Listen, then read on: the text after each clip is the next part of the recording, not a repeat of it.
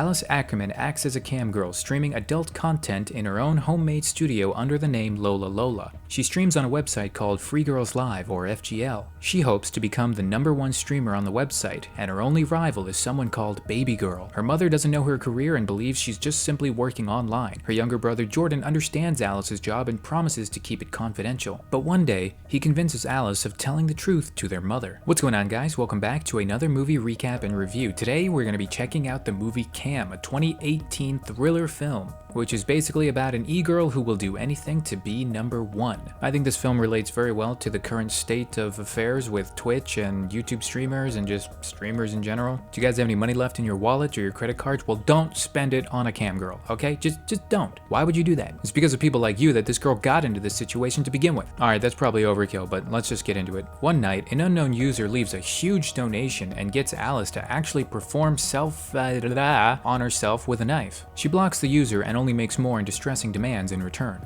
Her viewership quickly starts to grow as different users pop in and urge her to either go through with it or not go through with it. She finally ends up slashing her own throat on camera, to everyone's horror, but it's soon revealed that it was all conducted with makeup. At the end of her stream, she receives a call from Tinkerboy, a true fan of hers whose name is Arnold. In the dialogue that followed, it's revealed that the anonymous user who persuaded her to attempt the self was indeed Arnold. The two actually arranged the meeting to enhance the popularity of her stream. Arnold admits that he's looking for employment and plans to relocate. And this is red flag #1. Anytime a viewer is willing to relocate to you, that's a bad sign. Not to mention coming up with the idea of slashing your own throat for views. After receiving a call from Barney, yet another simp of Lola, Alice ends her call with Arnold. By the way, not to get Alice and Lola confused, Lola is her online name, Alice is her real name, not to get it twisted, not that it matters. One day, she meets Arnold at the shop while buying party items for Jordan's birthday party. They recognize each other instantly. Later, Alice talks about how to increase their ranks with another cam girl, Fox. Fox proposes that a control show would be held at the cam girl clubhouse, where one girl inserts a blah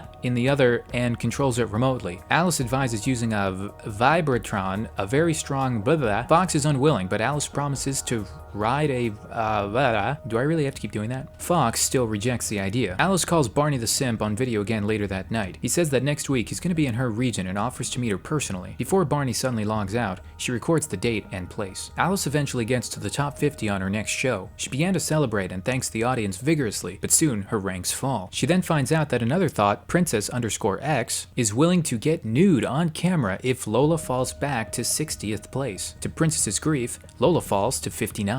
Lola thanks her audience clumsily before the stream ends. Close call. She receives a call from Arnold on her cell phone, showing compassion to scorn Princess. Alice asks because she only provided her number to use in case of need or emergency to contact her on the phone instead of FGL. Arnold explains that he's gotten a job in the same state of Alice, and now resides in a motel during his hunt for a permanent home. Alice is not very comfortable that Arnold probably moved closer just to be with her, but he maintains it was only a coincidence. But we all know that's a load of BS. Before she comes in contact with Fox, Alice quickly ends the phone call and says that she will take control. While at the cam girl clubhouse, Alice runs into Princess_X and another cam girl, Lucky Duck. They mock her and bashfully wish her success on the show. Later, the control show was a tremendous achievement, bringing Alice's position back to number 47. The next morning, Alice tries to log into her FGL account, but she realizes that every last bit of login data has been changed. I think it was Barney. It's gotta be Barney. She then tries to find her account on the site. She types in Lola and sees that the account is actually live. Weirded out, Alice signs into another account to watch the live stream and sees that somebody with a strikingly close appearance to herself is playing in a bathtub doing their own show. Their studio is even an accurate reproduction of Alice's. Now what is going on, you may ask? Well, shut up and keep watching. She then hears her voice coming from the studio. Upon entering, she realizes that no one's actually there, but the TV is playing the stream in the background. Alice believes that the only possible thing that could be happening is that maybe her account is repeating old live shows that she's done in the past. She contacts customer service, but they convince her that this is impossible. She looks back at her calendar and tries to look at the descriptions for each live stream from every day. She tries to match it with the information on the bathtub live stream going on now, but she can't find any match. Customer service from FGL states that they can't do anything because the account is live and the user matches the ID on file. Alice enters the chat on her alt account and says that she's the real Lola and that FGL is replaying an old stream, but upon doing so, she's blocked instantly by the chat moderators. No doubt they're probably Redditors and Discord admins as well. Alice then creates another account under the nickname Mr. Teapot. Alice attempts to get this fake Lola's attention information by typing directly to her in the chat. When the fake Lola reads the message and welcomes Mr. Teapot, Alice realizes that this broadcast is indeed live. She then closes the stream, just as confused as we are. Later on, Alice meets Lucky Ducky and Fox to explain her predicament and show them that there's a false Lola live streaming in her position. Ducky and Fox both look suspicious since they believe this is just an old live stream being played over. But then Alice once again makes the fake Lola say something on stream, proving that she's right.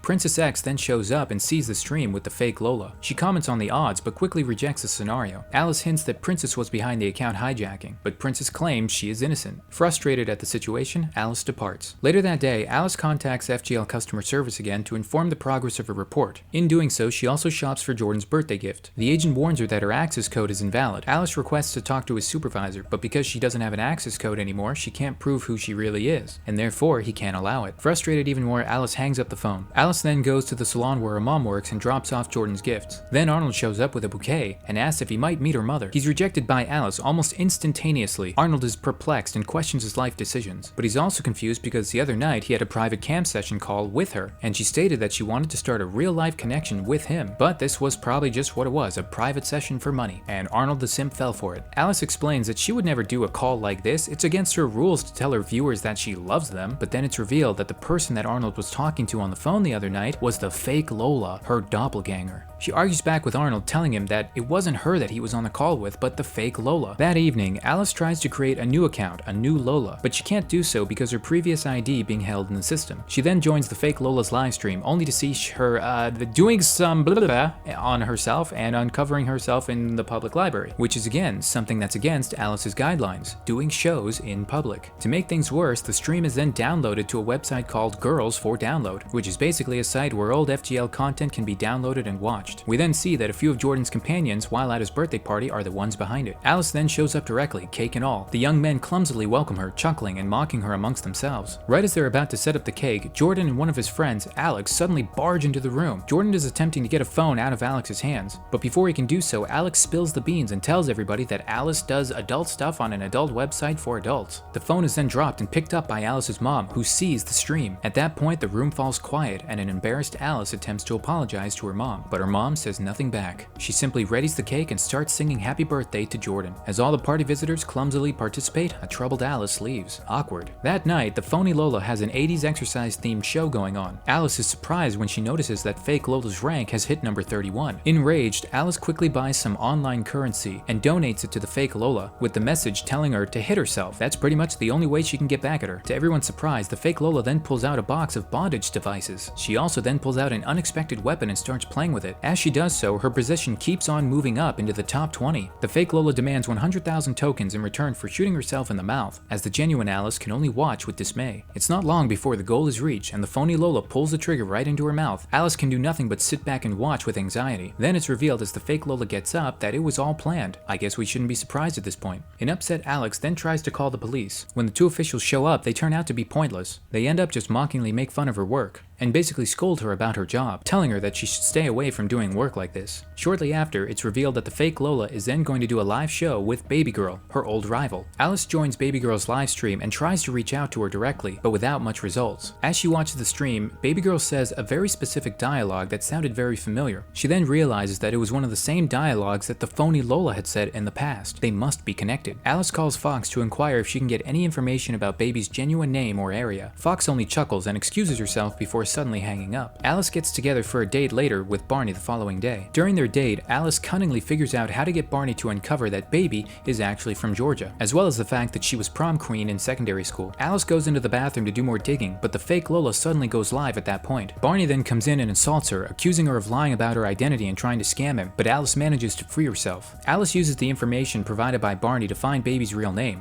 which is Hannah Darren, and discovers that the real Hannah had passed away in a car crash 6 months prior, meaning that she's been replaced by a doppelganger as well. What is going on? She searches for other cam girls and assures them to be doppelgangers and notices that each of the fake girls have Arnold as their top friend, aka top simp. She later finds him at the same motel that he mentioned he was staying at earlier. With tears in her eyes, she begs for his help. He offers to let her stay the night out of concern for her safety. Later, Alice wakes up in the middle of the night to find Arnold in the bathroom, doing some blah blah blah while on a private call session with Lola. well, fake Lola, an enraged Alice demands answers from Arnold, who reveals that he knows about the replicas, but insists that he's not really the one behind them. Alice then talks to the fake Lola from Arnold's computer, who appears to be oblivious to the fact that they are identical. She angrily leaves, ignoring Arnold's pleas with her to stay. With one final plan, Alice goes home and sets up her vanity mirror, camera, and television in a position to create an illusion, showing multiples of her. She joins a private camp session with the fake Lola, who once again doesn't recognize her, and suggests that they go live together. The fake Lola enthusiastically agrees, and viewers chalk up the two Lolas to special effects. Alice then challenges Lola to a game. They must imitate each other. Whoever the viewers think does the best is the winner. If Alice wins, she gets to ask anything of Lola. After an arduous show, Alice is declared the winner after breaking her own nose, and she demands Lola's account password. After getting it, she deletes Lola's account just as it reaches the #1 rank. Sometime later, she prepares to start a live show under a new account with her mother assisting. The film ends as she starts all over again with a new identity.